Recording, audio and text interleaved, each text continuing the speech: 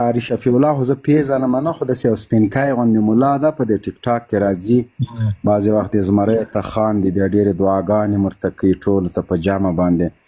نو دا په ټولو ملایانو پورې مه ورته پوهېږي. دا اصلي بیکګراوند دا ده چې دا نن د سعودي حکومت دا نن له شیعګانو سره روغه وکړي او ووایي چې یاره شیعه زموږ دښمن نه ده. باور په خدای وکړئ که شفیع الله بیا به بل حالاتي ده. او پاکستان هم دومره نر نه ده چې عین په سعودي کې د خلک ولري. دا په خپله د سعودي حکومت ده. زه د دې یو ښه مثال تاسو درکوم. ما یو پني کلیپ غوندې جوړ کړی، بس یو بوشکه مې ایرانیانو ته د اوبو لېږله، بس هغه خپل یو هغه مې کوه چې یعنې موږ ته اخطار مه راکوه، موږ ډارېږو. دې ته د عربانو دومره انعکاس ورکړه چې باور په خدای وکړه چې 2-3 د عربي هېوادونه دي چې زه نوم یې نه اخلم، یعنې ډېر زیات انعکاس وسو. زه هغه شینه بیرته لیوار سولم. دا د شیعه او سني مسله چې ده، دا د عربانو د ایرانیانو کار ده.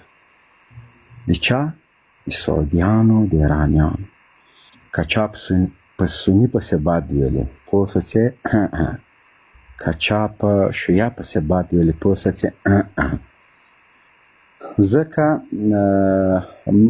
زه چې په کومه منطقه کې اوسېږم، ځواک صاحب د ما شاوخوا ته تقریبا یو جماعت د ما لږ تقریبا 10 مترو کې ما سره د شیعګانو جماعت ده، او دا خلک د ما خبرې اوري په ژوند ولاکه دروغ وایم.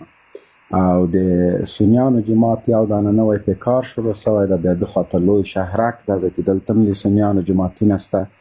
د ما اکثریت میلمانه چې دي دا دوستان مې علاقه داران مې ده د اهل تشیع والا دي. زه ډېر ښه ژوند ورسره لرم، ډېر ترېنه راضي یم، الله د دوی نه هم راضي شي. او په هر مشکل کې مونږ یو د بل تر څنګ ولاړ یو. دا داسې خبر نه ده چې زه تبلیغات کوم، زه دروغ وایم. د ما په څنګ کې دي زما ګاونډیان، زما ورونه د ما خبرې اوري.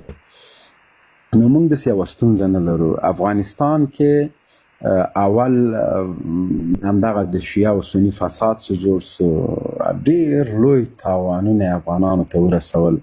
بالاخره د زینبیون په نامه باندې شیعګان راپورته سو، بعضې حرامیانې چې هغه عین سوریې پورې افغانانو لېږل، جنګونه وسول، جنازې راغللې، بیا بالاخره داعش له دوی نه انتقامي بریدونه په دوی باندې وکړه. یعنې که دا اور مونږ په خپل افغانستان ته راوړه. نو اوس که په کورمه کې ده، که په ارج کې ده، او دې شي ته او دا وخت مونږ ضروریات لرو، سرې کرښې لرو، د دې وخت نه ده. اوس په افغانستان کې دغه مشکل نسته. نو یو چا ته ضرورت څه ده چې هغه راجګېږي او ته فلانه یې او ته بستانه یې، بیا تا په لایف کې چې یو څوک ګستاخي کوي، بیا ورته وایي ماشاءالله ته اوس ودرېږه، او دلته قرآن یې ښایي، دلته حدیث یې ښایي، او دلته ده. ما په هغه وخت کې هم د ده دا خبرې غندلې دي. دا یې نر دي چې دی د راجګ چې د فلسطین په اړه باندې دغسې واضح وغږېږي، اسرائیل دې وغندي چې سبا د کابل په میدان راکته کوي که نه.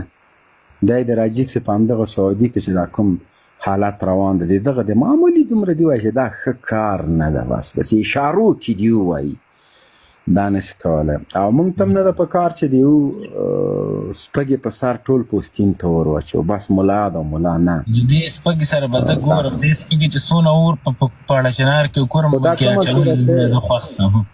دا ته مشوره کوې، دا څه ټسکان ده چې ته دا اوس په سپږه لرې که دا خپل کار کوي.